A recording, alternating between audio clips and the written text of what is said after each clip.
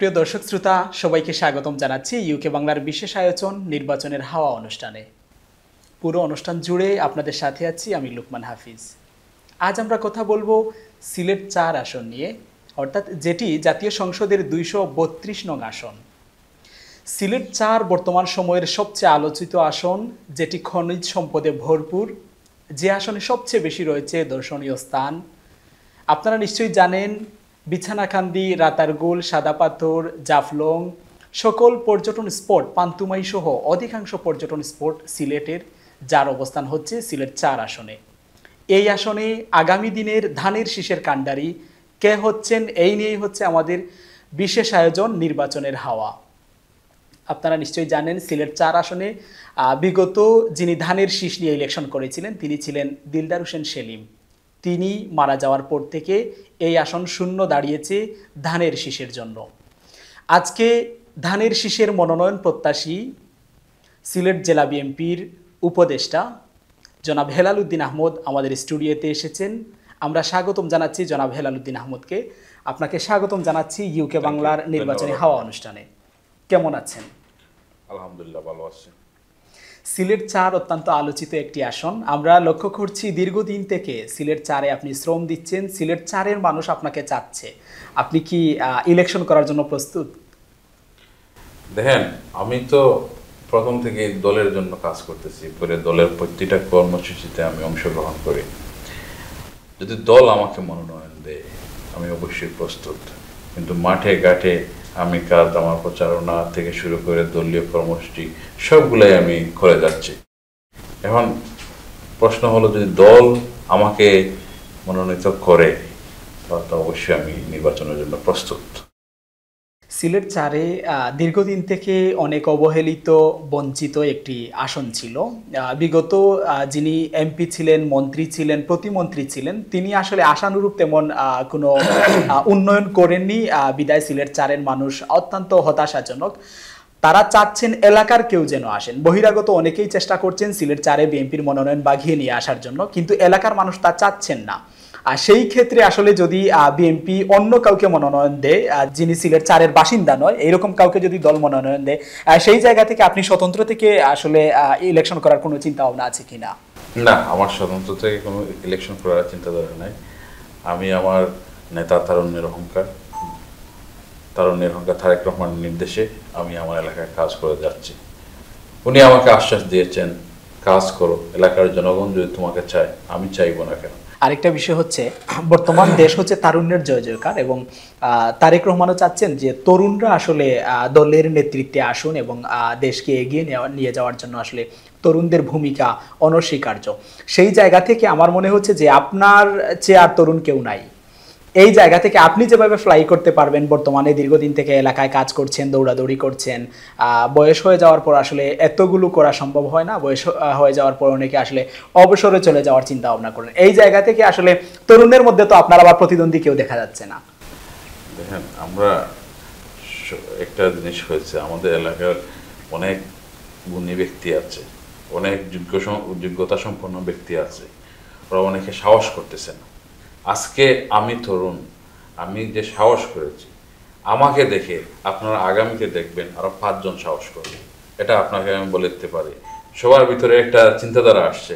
আজকে হেলাল যখন এই কাজ করতেছে, এই এমপি পদপ্রার্থী হইতেছে, আমি ওয়েলকাম জানাই। আমি আরো তরুণ ভাইদেরকে আমি ওয়েলকাম জানাই, আপনারা মাঠে আসেন, আপনারা কাজ করেন।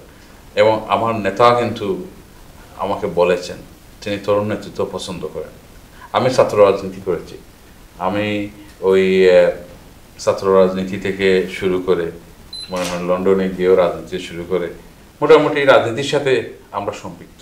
আমার বাবা ছিলেন 1978-এ জাগদলের থেকে জিয়াউর রহমান সাহেব, শহীদ রাষ্ট্রপতি জিয়াউর রহমান সাহেব সই করে যে ফর্ম বিতরণ করছেন, সেই সইয়ের মাধ্যমে আমার বাবা জাগদলে এসেছিলেন, পরবর্তীতে বিএনপিতে আসছেন। তাই আমরা বিএনপি পরিবারের লোক।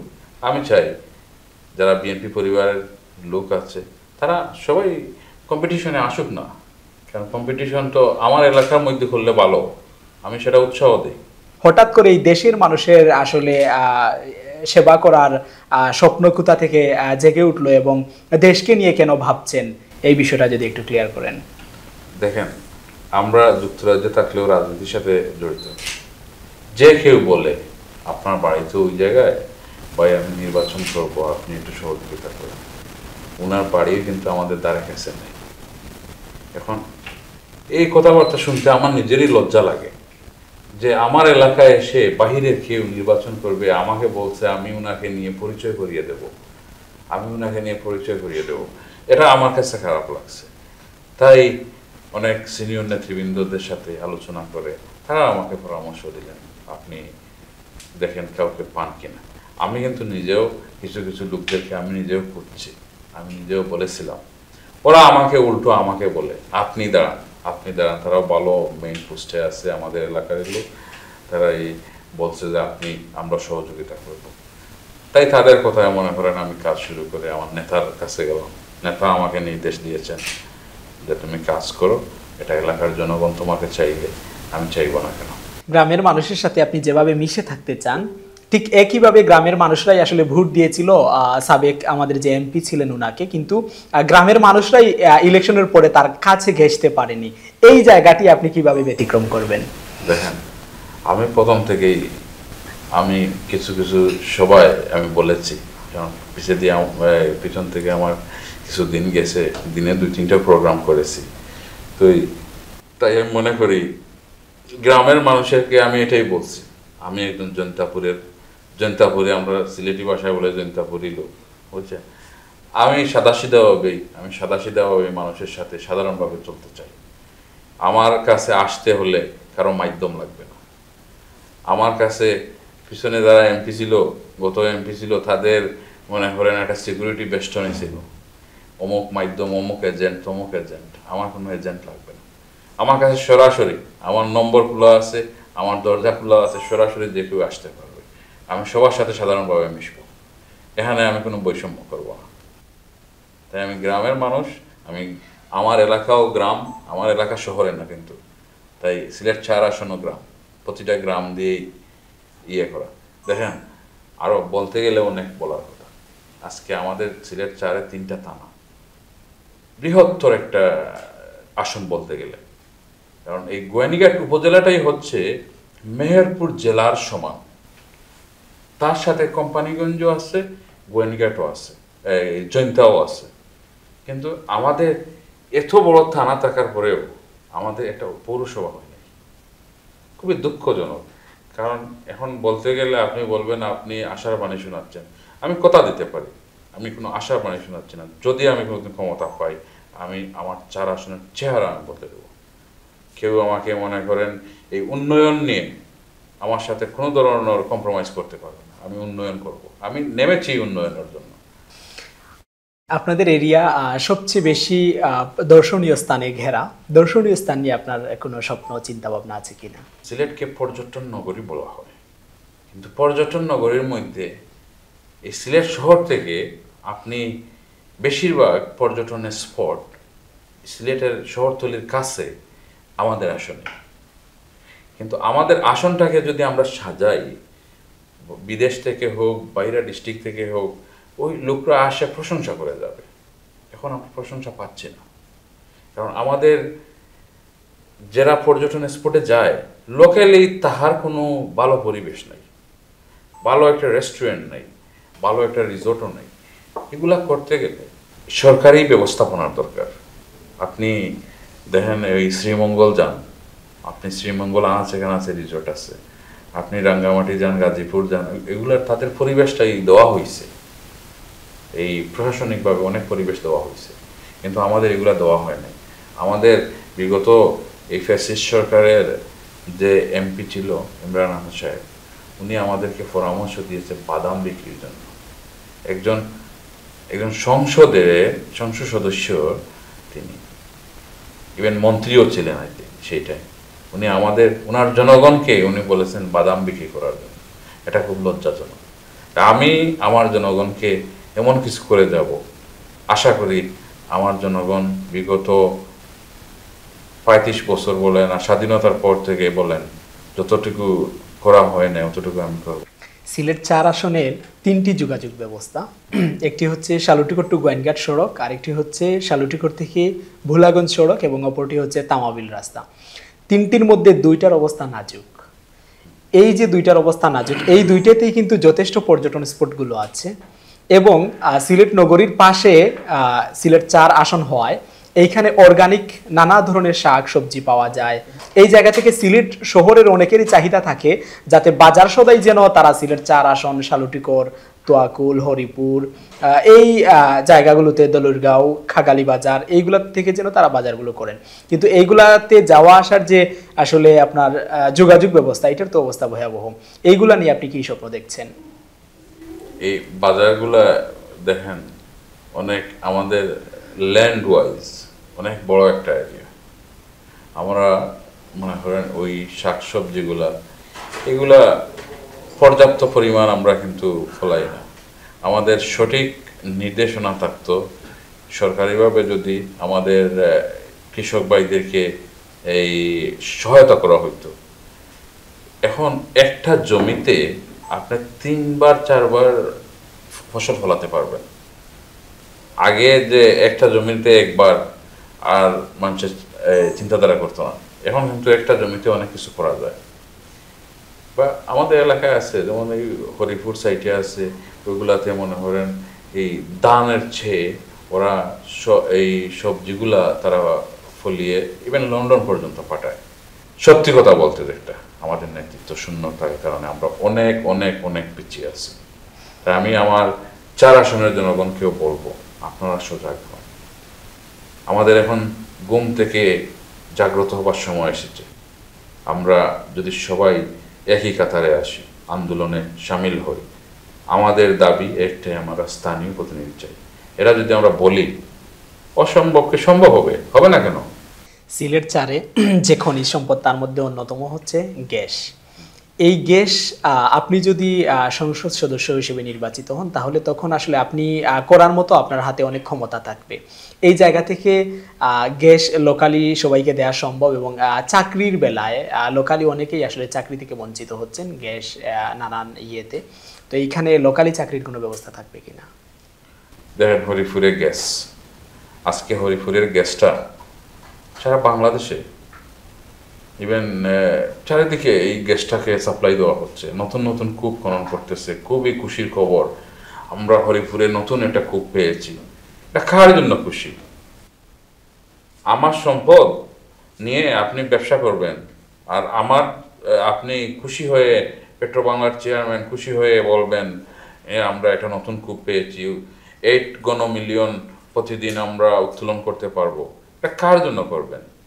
আমার এলাকার গ্যাস খুব, আমরা তো বিনা টাকায় চাচ্ছি না। আমরা কানেকশন ফি দেব, আমরা গ্যাসের বিল দেব, কিন্তু আমাদের এলাকায় তো গ্যাস সাপ্লাই দিতে হবে। তো এগুলা আমরা যদি সঠিক নেতৃত্ব থাকতো, প্রতিটা জিনিস করতে হলে আমাদের এলাকার লোক পাইতো, তারপর অন্য জায়গায় সাপ্লাই হইতো। আপনি অন্যান্য এলাকায় খবর নিয়ে দেখেন, তাদের এলাকাতে গ্যাস উত্তোলন হইলে এই লোকালি আগে ডিস্ট্রিবিউট করা হয়, কিন্তু আমাদেরকে তা করা হচ্ছে না। তার মানে আমাদের সত্যি কথা বলতে যেটা আমাদের নেতৃত্ব শূন্যতার কারণে আমরা অনেক অনেক অনেক পিছিয়ে আছি। সাইফুর রহমান সাহেবের তো আসলে বাড়ি সিলেট 4-এ ছিল না, তিনিও আসলে অন্য জায়গা থেকে এসে সিলেট 4-এ কাজ করেছিলেন। কিন্তু তিনি যে সময়টা পেয়েছিলেন এই সময়ে এই তো পরিমাণ কাজ করেছিলেন যে এখন পর্যন্ত মানুষ স্মরণ করে। এইরকম কোনো কিছু করার চিন্তা আছে কিনা? সাইফুর রহমান তিনি ছিলেন বিশ্বর একজন, যদি বলতে চান উপমহাদেশের একজন নেতা ছিলেন। এই ধরনের নেতা পাওয়াটা ভাগ্যের ব্যাপার। সাইফুর রহমান স্যারের মতো নেতা পাওয়াটা আমাদের ভাগ্যের ব্যাপার। উনি যে সময় ছিল, যে সময় উনি সরকারেও ছিল, উনি যেভাবে বরাদ্দগুলা ছিনিয়ে আনতো, সারা বাংলাদেশের এই মন্ত্রী পরিষদে কাঁপত। এই ধরনের দ্বিতীয় সাইফুর রহমান কেউ হবেনও না। আর আমাদের এখানে যাওয়ার মতো এই যে সাইফুর রহমান স্যারের সাথে তুলনা করলে অন্য কেউকে আমার সাইফুর রহমান স্যারকে ছোট করা হবে। তাই আমি মনে করি Saifur Rahman only one person, he is the number 1 for Sylhet whole বিভাগ। আমার চিন্তাধারা আছে, যদি আমি সুযোগ পাই আমি এলাকাকে সাজাবো, মনের মতো সাজাবো। যত বাধা বিপত্তি আসুক, আমার মানুষ শেষ হলেও তারা আমাকে মনে রাখবে আমি এলাকার জন্য কিছু করছি। আমার উদ্দেশ্যই একটা, আমি এলাকার জন্য কিছু করব, সেই উদ্দেশ্য নিয়ে কাজ করে যাচ্ছে। সিলেট 4-এর মানুষকে আসলে সর্বশেষ কিভাবে তাদেরকে উপহার দিতে চাচ্ছেন এবং তাদেরকে নিয়ে লাস্ট স্বপ্ন আপনার কি দেখেন? যেহেতু সিলেট 4-এ প্রত্যেক দিন আপনি যাচ্ছেন, সিলেট 4 নিয়েই স্বপ্ন দেখছেন। আজকে আমরা এলাকার মানুষরা যদি বলি আমরা অমুককে চাই তমুককে চাই, এটা নেতা পর্যন্ত মনে করেন ওই জায়গায় যাবে। সারা বাংলাদেশেই বলেন, যে জায়গায় এলাকার থেকে সাউন্ড উঠে সেই সাউন্ডটা কিন্তু শেষ পর্যন্ত পৌঁছে। তাই আমি চাই আমার এলাকার মানুষের হৃদয়ের কুটায় আমি স্থান করে নিতে চাই।